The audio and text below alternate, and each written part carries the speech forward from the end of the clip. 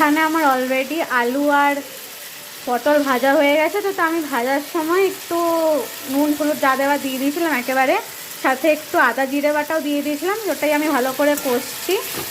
তো ওটা কষা হয়ে গেলে আমি এটার মধ্যে দিয়ে দেবো এই টমেটো আর কাঁচা লঙ্কা পেস্ট দিয়ে এটাকেও ভালো করে কষবো।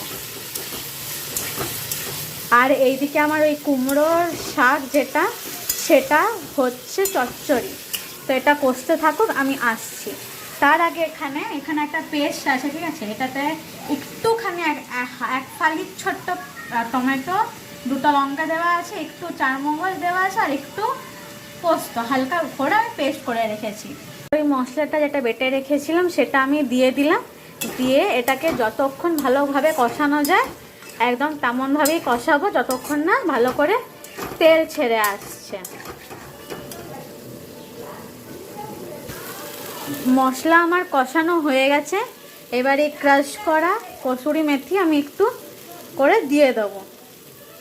মশলা কষানো ভালো করে হয়ে গেছে। তো এই যে ছোলার ডাল সেদ্ধ করে রেখেছিলাম সেটা দিয়ে দেবো,